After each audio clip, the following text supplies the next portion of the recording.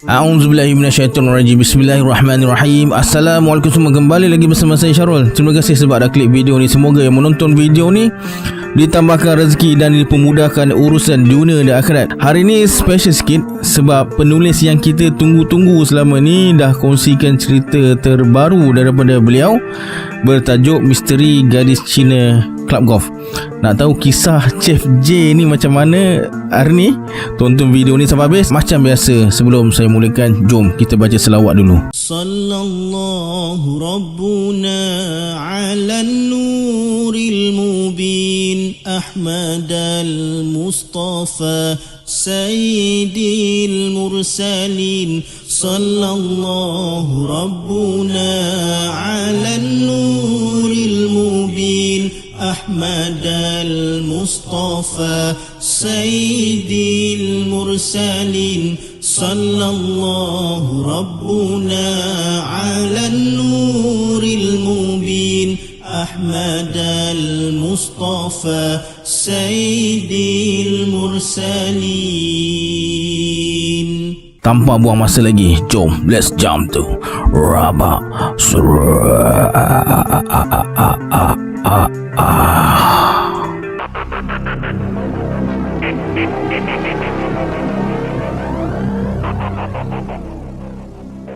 Chef, bos panggil masuk meeting. Dia call Chef tak angkat.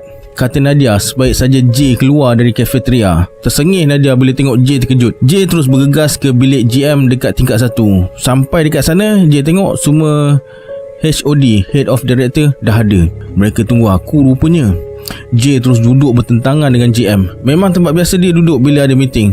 Tempat duduk yang Head of Director lain takut nak duduk. Rupanya sempena Sukan C, kelab tempat J bekerja ni telah terpilih sebagai venue sukan golf. Itulah topik utama dalam meeting hari itu. Sebagai chef, J ditugaskan untuk sediakan menu yang boleh diterima oleh negara-negara yang ambil bahagian. Saya nak chef sediakan menu yang mereka semua suka makan dan pastikan tak ada komplain dari pihak urus setia. Pesan GM masa keluar dari bilik meeting tadi. Petang tu, sebelum pulang, J bagi tahu semua staff tentang meeting bersama GM dan HOD ni. Memang kebiasaannya J akan sampaikan segala minit mesyuarat pada semua staff. Mana staff baru tu? Tanya J. Bila tengok seorang staff tak ada, semua cakap tak tahu. Wadah pergi cari dia. Wadah terus berjalan ke arah lanai sebab dia pernah nampak Tisha duduk dekat sudut ruang lanai sehari sebelum ni. Beberapa minit kemudian, mereka berdua pun muncul. J bertanya staf baru yang bernama Tisha, "Awak pergi mana?" "Saya dekat lanai, Chef. Berbual dengan seorang gadis Cina." "Gadis Cina? Adakah staf Chinese kat sini?" "Tak ada, Chef." "Adalah, dia pakai uniform macam kita." Mereka saling berpandangan. "Okey, lupakan, kita teruskan perbincangan," kata J. Lepas berbincang dan terangkan tugas masing-masing, mereka pun bersurai. Dekat nak maghrib, baru J sampai rumah. Malam tu, lepas solat isyak, J telefon Syukur, pengurus KD, dan tanyakan tentang sejarah kelab dan segala cerita-cerita mistik yang mungkin ada dekat situ.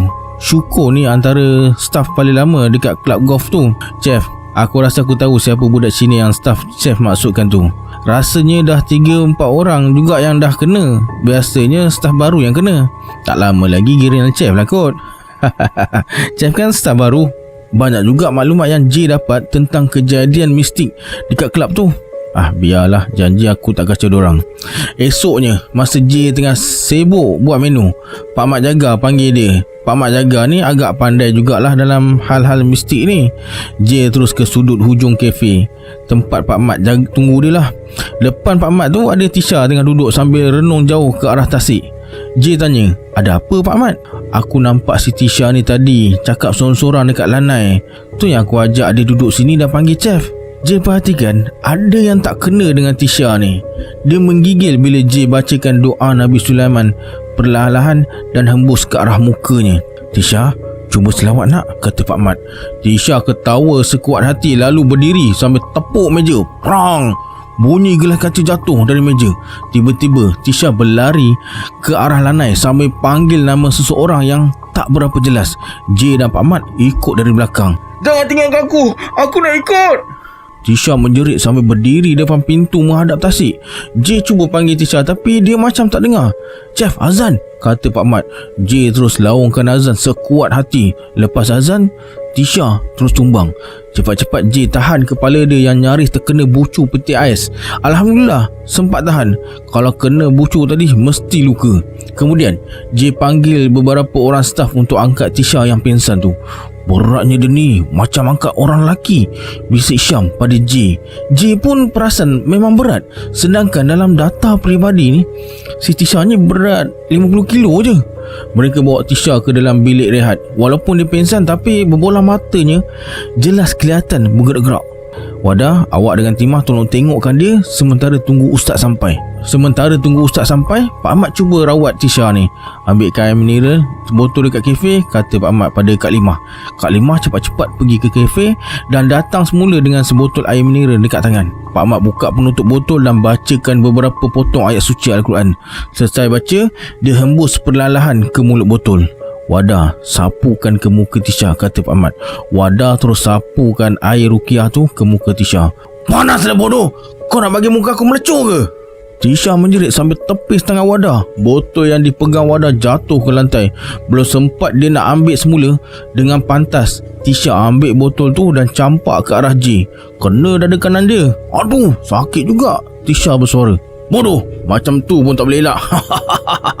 Hei Chef, kau ingat kau ada macan putih? Aku takut ke?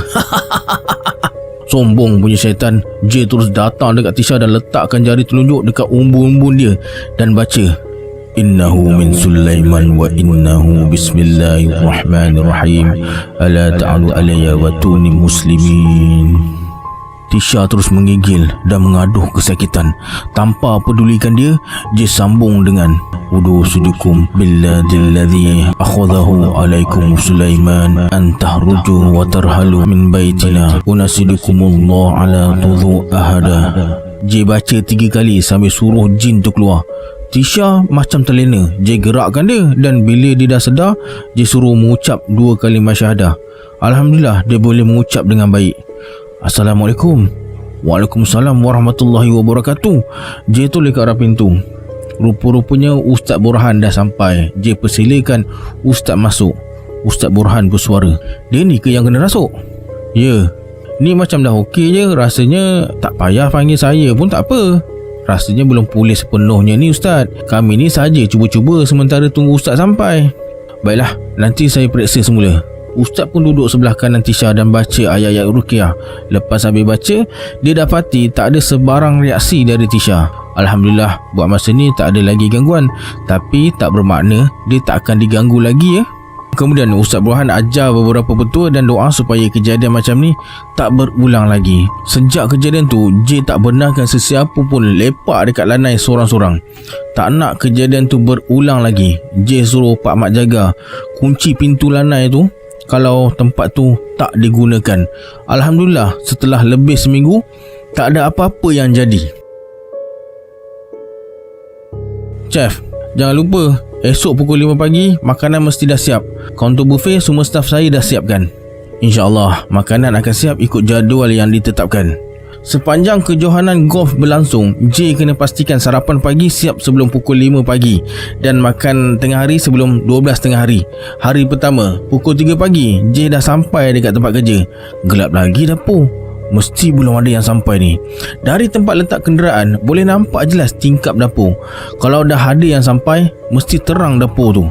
J berjalan perlahan lalu dekat serumpun pokok buluh di sebelah bilik pencawan TMB. Bila sampai depan kuil kecil, J perasan ada kelibat menghilang terus ke rumpun buluh. J berhenti dan bagi salam 3 kali. Assalamualaikum wa ala ibadillahis solihin. Tak ada sebarang reaksi. Hanya bau hanyir yang dibawa angin menusuk hidung. J terus berjalan agak laju menghala ke tangga untuk ke dapur dekat tingkat 1. Masa J melangkah naik anak tangga ke-5, dia terdengar besi pemegang tangga macam diketuk dengan cincin. Ting, ting, ting. Bunyinya tu ikut setiap langkah J. Ting, ting, ting. J biarkan je. Sampai dapur, J hidupkan semua lampu dan bagi salam sekali lagi. Tiba-tiba semua lampu terpadam dan terdengar suara perempuan ketawa mengilai panjang. J terasa badan dan kaki dia berat. Sudah. terkena aku pagi ni. J cuba tenangkan diri dan berselawat. Bila dah rasa tenang sikit, J terus laungkan azan sekuat hati. Lepas azan, badan J rasa ringan semula dan semua lampu hidup balik. J terus buka YouTube dan pasang ayat-ayat ruqyah. Bila dengar alunan ayat-ayat suci Al-Quran, hilang rasa seram tadi. Kemudian, Assalamualaikum Chef, awal sampai? Waalaikumsalam, saja datang awal, takut ada yang terlepas pandang. Pak Mat jaga tegur dari belakang. Tak lama kemudian Fairuz dan Hisham sampai. Sepatutnya shift mereka pukul 4 pagi, tapi disebabkan takut tak sempat siap, sengaja J masuk pukul 3 pagi. Alhamdulillah, hari pertama semuanya berjalan lancar seperti yang dirancang. Pihak urus setia sukan C berpuas hati dengan kualiti makanan dan perkhidmatan pramusaji. Kejadian gangguan jin pagi tu J rahsiakan dari semua orang. Kalau diceritakan, mesti ada staf yang tak berani datang awal. Masa OG hantar form market list, dia pesan pada J, Kak Ani nak jumpa dekat office. OG ni kerani bahagian purchasing. Dialah yang order semua barang dan sediakan petty cash kalau J kena beli sendiri barang keperluan. Sampai office, Ani dah sediakan kerusi untuk J dan Nadia, event manager club. Ani bersuara, Chef, untuk esok ada sikit perubahan. Kita kena sediakan sarapan untuk 20 orang dekat Padang. Mereka nak seorang chef dan seorang service staff dekat sana. Bukan apa chef, mereka tak nak terkejar-kejar kalau makan dekat kafe. Setelah Ani serahkan senarai menu untuk esok, J terus ke dapur untuk maklumkan perubahan jadual pada staf yang lain. Okey, mulai esok Fairuz dan Faiz akan hantar makanan ke Padang guna baji. Wara dan Tisha sebelum balik siapkan sandwich dan buah untuk 20 orang tu. Yang lain ikut arahan kerja yang saya dah bagi. Malam tu, masa makan malam, J ceritakan pada isteri dia tentang kejadian misteri yang berlaku. Apa lagi, membebel lah dia. Dah tahu tempat kerja abang tu keras, bacalah apa yang patut sebelum pergi kerja. Ni tak. J hanya diam. Salah dia juga tak baca doa khusus untuk elak gangguan semalam. Lepas makan dan solat isyak, J terus masuk tidur. Jam baru pukul 9.30 malam. Tidur awal, bangun pun awal, tak mengantuk. Esoknya pukul 3.30 pagi, J dah sampai tempat kerja. Dia tengok bilik Pak Mat jaga terang. Awal dia sampai hari ni. Masa J punch card, Pak Mat tengah tidur sambil letakkan tangan dan kepala atas meja. Kantuk sangatlah tu, sampai aku masuk pun tak sedar. J terus naik ke dapur dan hidupkan semua lampu. Alhamdulillah, pagi tu tak ada gangguan. Tak lama kemudian staf yang lain pun sampai. Lepas siap semua makanan untuk buffet dan makanan untuk Padang, J panggil semua staf untuk briefing. Fairuz, Faiz, korang berdua pastikan double check semua yang nak dibawa. Ada ya, saya tak nak ada yang tertinggal. Hisham, awak bawa motor company temankan mereka. Baji tu tak ada lampu, kena guna lampu motor lah. Kunci motor dekat mana Chef? Awak minta dekat Pak Mat. Kunci motor, lampu suluh semua minta dekat dia. Hisham terus bergegas turun ke bilik Pak Mat jaga. Fairuz dan Faiz pula letakkan makanan dekat baji. Sementara yang lain ada yang ke kaunter buffet dan kemas dapur. Tak lama kemudian Hisham sampai dan bersuara, Chef, Pak Mat belum sampai lah. Kunci ni saya ambil dekat dalam kotak gantung kunci tu. Nasib baik ada tulis nombor motor. Belum sampai? Ya betul Syam. Betul Chef, saya tengok duty roster dekat dinding tadi. Dia masuk pukul 6 pagi hari ni. Tak apalah, gerak sekarang. Fairuz dan Faiz dah tunggu dekat baji. Jangan lupa on walkie-talkie. Siapa pula yang tidur tadi kalau bukan Pak Mat jaga? Biarlah, aku nak tengok juga permainan dia ni. Disebabkan petugas-petugas sukan C belum sampai, J gunakan masa yang ada untuk teliti menu untuk esok. Inilah rutin dia setiap hari. Siap J memasak, J akan tengok menu untuk esok. Tiba-tiba walkie-talkie J berbunyi. Chef J, masuk Chef J. Roger, ya Syam. Chef, baji terbalik. Hah? Dekat mana? Dekat selekor turun bukit tu Chef. Okey Syam, awak tolong apa yang patut, nanti saya datang. J terus suruh staf yang lain sediakan makanan ganti. Noah, awak dengan Nazir tolong hantar makanan tu. Buffet biar Tisha dan Wada jaga. Sementara mereka siapkan makanan, J ambil motor dan bergegas ke tempat baji terbalik tu. Masa J tengah bawa motor, dia terdengar suara orang ketawa macam ejek dia. J terus baca doa. A'udzu bikalimatillah hittamah min kulli aduwwi wammah wa min kulli syaitanin lamah. A'udzu billahi wahidil majid min kulli aduwwin wahasib wa min kulli syatini marid. Terdengar suara menjerit macam kesakitan, kemudian terus senyap sunyi. Sampai dekat lokasi, J tengok Fairuz macam orang bingung.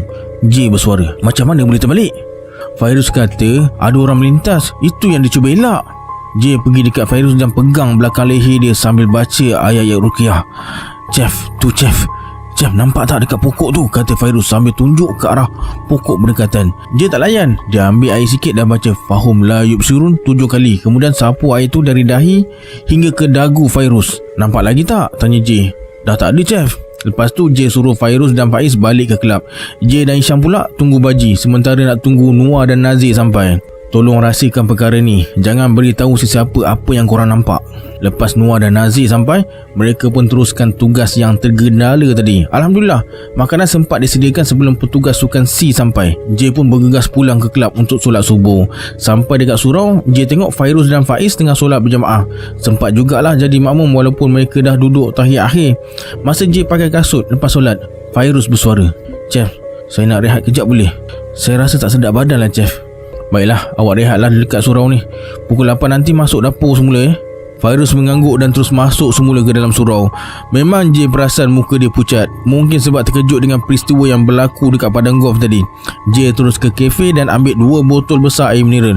Kedua-dua botol tu J masukkan garam sikit dan baca ayat-ayat ruqyah. Kemudian dia turun semula ke surau, jumpa Fairuz dan bersuara, "Fairuz, yang sebotol ni awak minum lepas solat 1 cawan. Sebotol lagi buat mandi 3 kali campur dengan air biasa. Untuk mandian, letak segenggam daun bidara. Kalau tak ada, guna limau nipis 3 biji yang dipotong 3 setiap biji. Minum sekarang ke, Chef?" Lepas tu pergi mandi dekat loka." Fairuz minum dan terus ke loka untuk mandi. J naik semula ke dapur nak sediakan menu makan tengah hari. Tengah hari tu, lepas semua petugas sukan C dah makan, J pergi jumpa tukang kebun berbangsa Cina. Nama dia Alec. Alec dengan pekerja dia selenggara padang golf tu. Sebaik saja J sampai dekat store Alec, J beritahu tujuan sebenar dia datang dan ceritakan segala peristiwa yang berlaku sejak hari pertama kejohanan. Alec terdiam bila J tanya tentang gadis Cina yang Tisha jumpa dekat Lanai lebih seminggu yang lalu. Mula-mula Alec tak nak cerita. Lepas J pujuk, akhirnya dia buka mulut. Menurut Alec, dulu masa kelab ni baru buka, ada seorang staf Cina bernama Wendy. Dia bekerja part time je. Wendy ni berkenalan dengan seorang wartawan dari New Zealand. Disebabkan wartawan tu selalu datang sini, jadi hubungan mereka bertambah rapat. Dari kawan biasa jadi kekasih. Disebabkan Wendy ni pekerja part time, jadi dia hanya akan datang bila dipanggil. Satu hari Wendy datang semata-mata nak jalan-jalan je. Kebetulan pula hari tu kekasih dia pun datang juga. Masing-masing tak tahu. Wartawan tu minum arak sampai mabuk dengan seorang KD perempuan. Kemudian mereka berdua ke Lanai. Seorang kawan Wendy terserempak dengan mereka. Terus dia telefon Wendy. Wendy yang masa tu ada dekat spa terus bergegas ke Lanai. Sampai dekat Lanai, Wendy tengok kekasih dia dan KD perempuan tu tengah bermesra. Berlakulah pertengkaran antara mereka bertiga. Apa yang sebenarnya berlaku tak ada siapa yang tahu. Cuma tak lama lepas tu, wartawan dan KD perempuan tu buat aduan yang Wendy jatuh dari Lanai ke bawah. Wendy dibawa ke hospital untuk dirawat. Lepas minggu dekat ICU, dia pun meninggal dunia. Hasil postmortem doktor sahkan dia alami kecederaan dalaman di kepala akibat jatuh. Lepas 2 bulan kejadian tu, barulah gangguan muncul. Ada beberapa kali staf ternampak gadis Cina berdiri dekat Lanai menghadap tasik sambil termenung. Setelah dekat sejam berbual, J minta diri ke kelab. Sampai dekat kelab, J terus jumpa Pak Mat. Nak suruh Pak Mat buka pintu Lanai tu kejap. Pak Mat ambil kunci pintu Lanai dan ke sana dengan J. "Pak Mat, tinggalkan saya kejap. Ada benda saya nak buat." Lepas Pak Mat beredar, J tinjau keadaan dalam ruangan tu. Kemudian J buka tingkap dan pandang ke arah tasik. Angin petang yang bertiup dari tasik menyelinap masuk ke Lanai. J berdoa, "Ya Allah, hanya kepadamu tempat aku berserah dan memohon pertolongan. Permudahkanlah segala urusanku petang ni. Assalamualaikum warahmatullahi wabarakatuh. Assalamualaikum warahmatullahi wabarakatuh. Assalamualaikum warahmatullahi wabarakatuh." Tak ada sebarang reaksi. Lalu J baca, "Salamu ala Sulaiman fil alami innaka hamidum majid. Unasidukum billadil ladzi akhudhahu alaikum Sulaiman antahruju wa tarhalu min baitina. Unasidukumullah ala thudhu ahada." 3 kali J baca doa tu. Terasa begitu sunyi dan sepi masa tu. Tiba-tiba terdengar suara dengusan dekat penjuru bilik. Wahai jin yang ada di sini, ingatlah perjanjian kamu dengan Nabi Allah Sulaiman. Kamu telah berjanji tak akan ganggu dan sakiti anak Adam. Keluarlah kau dari tempat ini secara baik. Aku tak nak sakiti kau. Kalau kau berdegil, aku terpaksa berkeras. Terdengar dengusan sekali lagi. J terus laungkan azan. Selesai azan, dia bersyahadah. Kemudian baca ayat-ayat manzil dan doa Nabi Sulaiman. Tiba-tiba kelihatan gumpalan asap hitam macam dibawa angin keluar ikut tingkap bilik tu. Masa tu juga J perasan ada kelibat melintas dekat belakang dan menghilang. Berpeluh-peluh J waktu tu. Bukan sebab takut, tapi kepanasan sebab ruangan bertutup tu tak ada aircon. Kemudian J berdiri tepi tingkap kejap.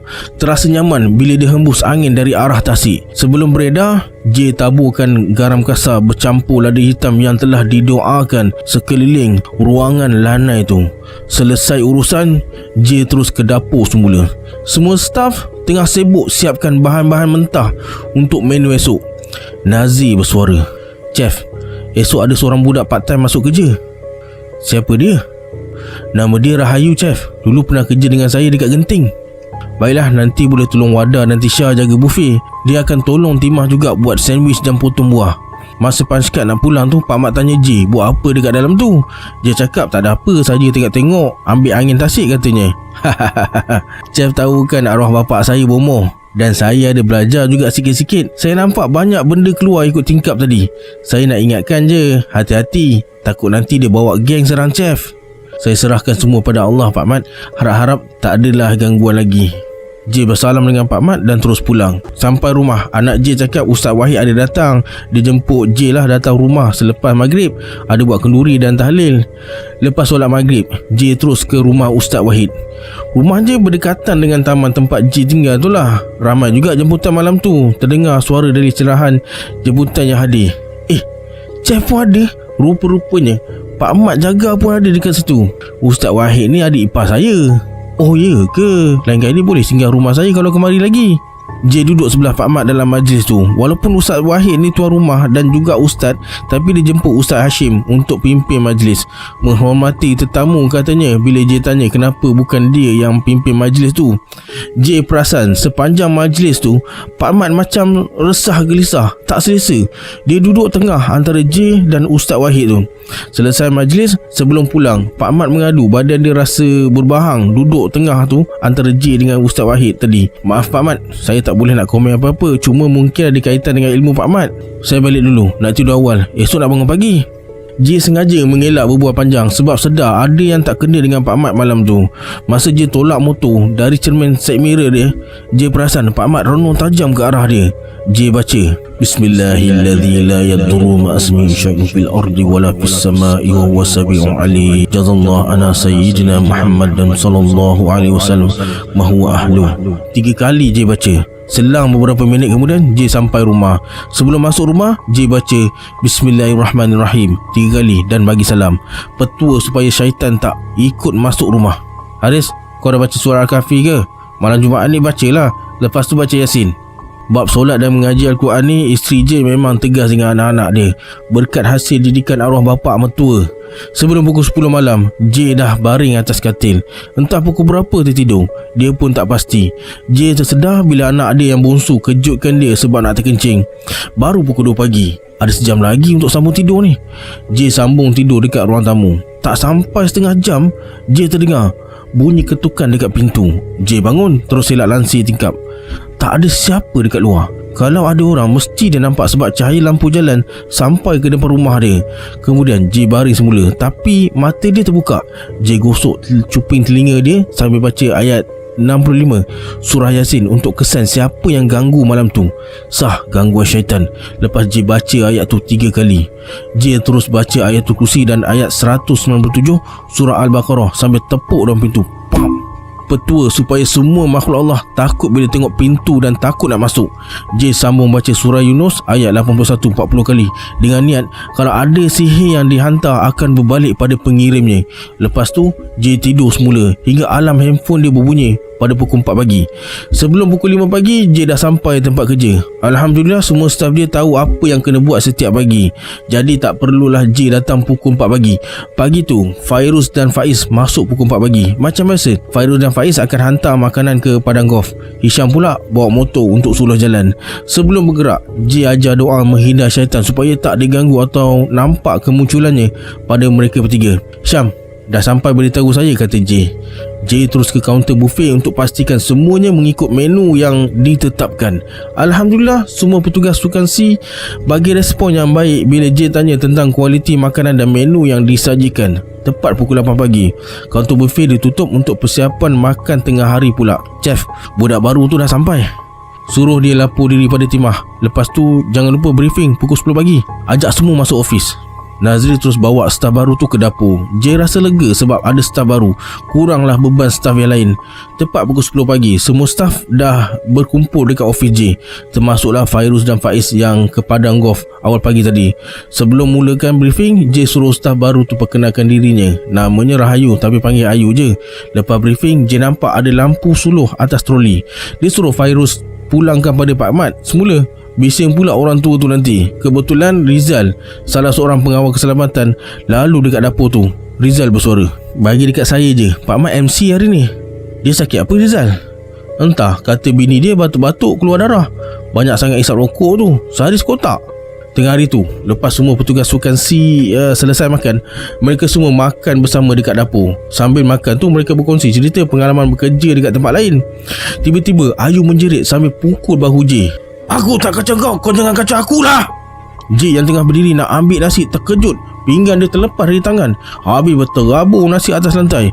Cepat-cepat J berundur dan bersedia segala kemungkinan yang akan berlaku. Ayu ambil beberapa ketua ayam mentah dan campakkan ke dalam kuali yang berisi minyak panas. Timah yang tengah goreng ikan bilis mengaduh kesakitan bila terpecik minyak panas tu. Fairuz terus laungkan azan. Ayu menjerit kemudian terduduk tepi sinki. J bersuara, Wadah, Tisha, bawa dia masuk office. Hisham, call Ustaz Burhan. Ayu dah mula sedar. J suruh dia duduk tapi dia tak nak dan cuba melawan. J terus baca sambil tunjuk ke arah Ayu. Suruh duduk. Bismillahirrahmanirrahim. Ala ya waqtuni muslimin. Ayu aku, tapi mukanya merah padam. Busuklah bilik kau ni, kata Ayu. J tahu Ayu tak suka bau minyak kasturi kijang yang sengaja J buka penutupnya dalam bilik tu. Sejak kemarin J dah bawa minyak kasturi kijang ke tempat kerja dia. Tak lama kemudian Hisham sampai. Chef, Ustaz Burhan balik kampung lah, kata Hisham. Ah sudah, aku jugalah kena selesaikan ni. Tisha, Wadah tolong pegang badan dia. Timah, awak pegang kaki dia, takut dia lari. Lepas istighfar dan bersyahadah, J bagi salam. Assalamualaikum wa ala ibadillahi salihin.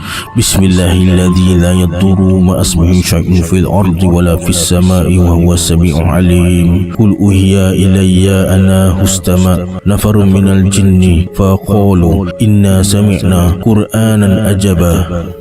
Panaslah sial, kau nak apa sebenarnya? Aku nak kau keluar. Kau fahamkan ayat-ayat yang aku baca tadi? Ayu hanya mendengus.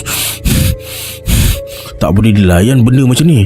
J sambung baca surah Jin ayat kedua. Yahdi ila rushdi fa'amna bih walan nusyrika bi rabbina ahada. Dah, aku keluar. Kau jangan sampai aku baca hingga ayat keempat, teruk kau nanti. Ni cucu aku sayangkan dia, nak jaga dia. Kau balik ke dunia kau, Allah akan jaga dia. Tiba-tiba J rasa ada gangguan lain datang. Oh, kau rupanya kena guna pukulan berantai ni, biar mampus semua syaitan ni. J pun baca doa sambil lepaskan jurus. Terdengar jeritan suara lelaki tepi pintu. Serentak dengan tu, Ayu jatuh terjelupuk atas lantai. Wadan dan Tisha terus angkat dan sandar Ayu ke dinding. Tolong rahsiakan hal ni ya, kita je yang tahu.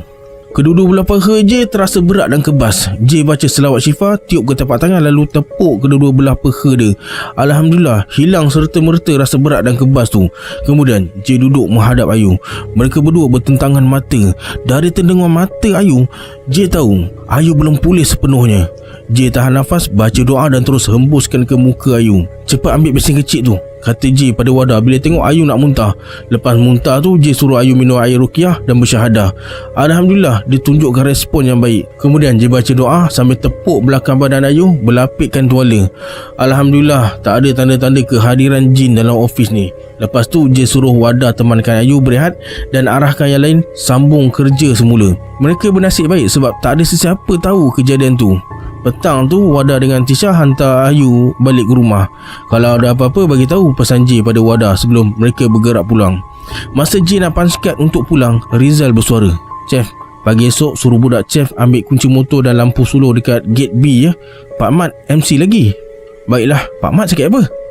"Semalam bini dia cakap batuk darah. Ni tadi baru call kata badannya panas dan merah macam udang kena bakar." J hanya terdiam lalu melangkah pergi. Takkan dia kot. Sepanjang perjalanan pulang, J asyik terfikir, adakah ketukan pintu pukul 2 pagi kemarin ada kaitan dengan Pak Mat atau orang lain. J teringat pesan arwah ayah dia dulu, "Kau baca ayat 65 surah Yasin sambil baring hingga tertidur. InsyaAllah kau akan dapat petunjuk angkara siapa." Masa tu J berniaga nasi ayam dekat Pandan Indah. Ada satu masa tu jualan dia merosot teruk. Dekat seminggu jualan dia amat teruk. Sampaikan ada pelanggan tanya kenapa kedai lama tutup, sedangkan tiap-tiap hari J berniaga. Hinggalah J tergerak nak mengadu dengan arwah ayah dia tentang masalah tu. Lepas J amalkan selama 3 hari apa yang arwah ayah dia ajar, Allah tunjukkan angkara siapa gangguan tu. Dalam mimpi tu suspek datang bersama bomoh orang asli. J dah tahu angkara siapa dan sejak tu dia pindah ke tempat lain sebab malas nak bertelagah atau nak bergaduh. "Malam ni aku nak mula amalkan," kata J. Banyak juga amalan yang J dapat daripada arwah ayah dia. Semoga apa yang dia ajar jadi saham akhirat untuk dia. Memang setiap hari kalau balik awal, J akan solat berjamaah dekat surau. Masa J keluar dari surau, Ustaz Wahid bertanya, "Chef, saya nak pergi melawat Pak Mat ni, nak ikut tak?" "Teruk ke sakitnya?" "Teruk juga," kata bininya, "macam orang kena santau." Mereka berdua terus ke rumah Pak Mat. Sampai dekat rumah Pak Mat, ada beberapa orang jiran tengah melawat. J terus duduk sebelah kiri Pak Mat dan Ustaz Wahid sebelah kanan. Pak Mat hanya terdiam sambil matanya pandang tepat ke tiang seri rumahnya. Terdengar isteri Pak Mat bertanya pada anak bujangnya, "Din, kau dah panggil Pak Wan Dullah?" "Dah mak, kejap lagi sampai lah tu. Dia janji lepas maghrib nak datang." Tak lama kemudian, Pak Wan Dullah sampai dengan kawannya. Pak Wan Dullah terus duduk sebelah Ustaz Wahid. "Siapa yang berani buat kau ni, Mat?" kata Pak Wan Dullah. Pak Mat cuba menjawab sambil matanya jeling pada J. "Mat ni seguru dengan aku. Kalau ada yang sakiti dia, bermakna sakiti aku juga." Sudah, cari penyakit aku kemari," bisik hati J. J terus baca doa khusus. Pagar berkubu diajar oleh arwah Ustaz Haruddin. Sambil tu J perhatikan Pak Wan Dullah cuba menurun. Cepat-cepat J baca Ruqayyah Jibril. Cubaannya untuk menurun tu gagal. Kawan dia pun gagal sekali. Tiba-tiba Pak Wan Dullah tepuk lantai sambil jerit pada J, "Sial punya budak, berani kau kacau aku ya?" Ustaz Wahid terkejut dan terus bangun duduk dekat tepi pintu. Kemudian Pak Wan Dullah bangun dan buka langkah silat sementara kawannya masih duduk sambil baca mentera.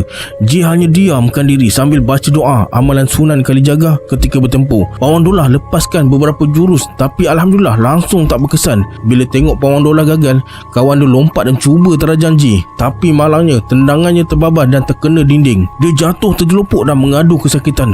"Ustaz, azan," kata J pada Ustaz Wahid. Bila tengok Pak Wan Dullah semakin agresif, Ustaz Wahid terus bangun dan azan. Pak Wan Dullah macam jadi lemah dan tak bermaya.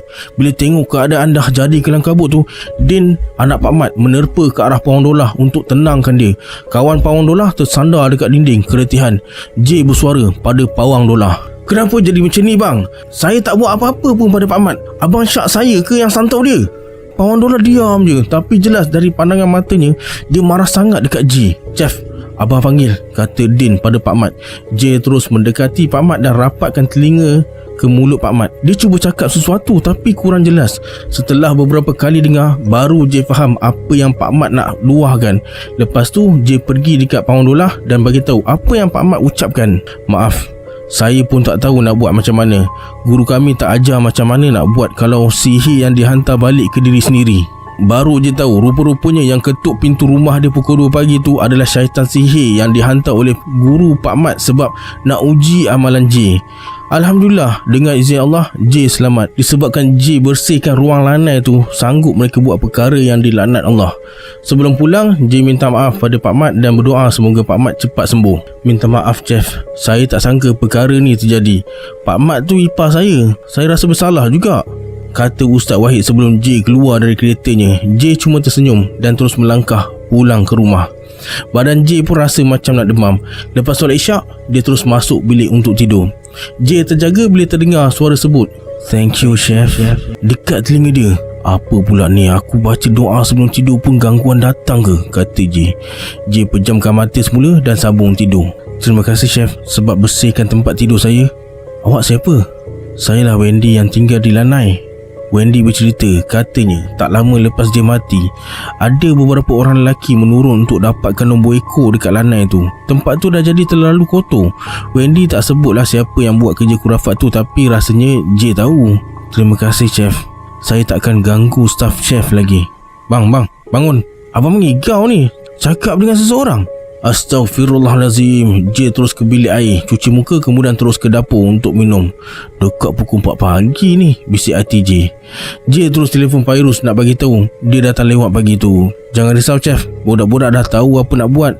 Pagi ni Noah dan Nazir hantar makanan ke Padang." Pagi tu, J sampai agak lewat sikit. Semua petugas sukan C tengah menjamu selera dekat kafe masa J sampai tu. Alhamdulillah, semuanya berjalan lancar seperti dirancang. Lepas sarapan, J ke lanai. Tak berkunci pula pintu ni. Kemarin berkunci, bisik hati J. J tolak daun pintu yang sedikit terbuka tu dan terus ke tingkap, pandang ke arah tasik. Tiba-tiba, J terhidu bau yang amat wangi dalam bilik tu. Perlahan-lahan, J tarik nafas sambil baca doa menghindar syaitan. Tak lama kemudian, bau tu hilang di bau angin. "Thank you, Chef." Terdengar suara sayup-sayup dari kejauhan. "You are most welcome, Wendy." Hilang rasa seram sejuk dekat tempat tu. Seolah-olah tak ada apa-apa gangguan pernah berlaku hinggalah hari terakhir kejohanan sukan golf. Semua perancangan berjalan dengan baik. Pihak urussetia sukan golf berpuas hati dengan penganjur walaupun ini kali pertama diadakan. Sebelum Ayu pulang pada hari akhir kejohanan golf tu, dia bersuara, "Chef, terima kasih sudi ambil saya bekerja walaupun sekejap. Terima kasih juga atas pertolongan Chef tempoh hari. Kalau Chef ke Banting, singgahlah Bukit Cangang. Boleh jumpa keluarga saya." InsyaAllah. Seminggu lepas tu, J dapat berita Pak Mat dibawa ke rumah gurunya di Sungai Buloh untuk berubat. Alright, sampai sini video untuk hari ni. Kalau anda suka dengan cerita Abang J ni, boleh tengok playlist J dekat sini. Kita berjumpa di video akan datang. Saya Syarul. Assalamualaikum. Adiosah.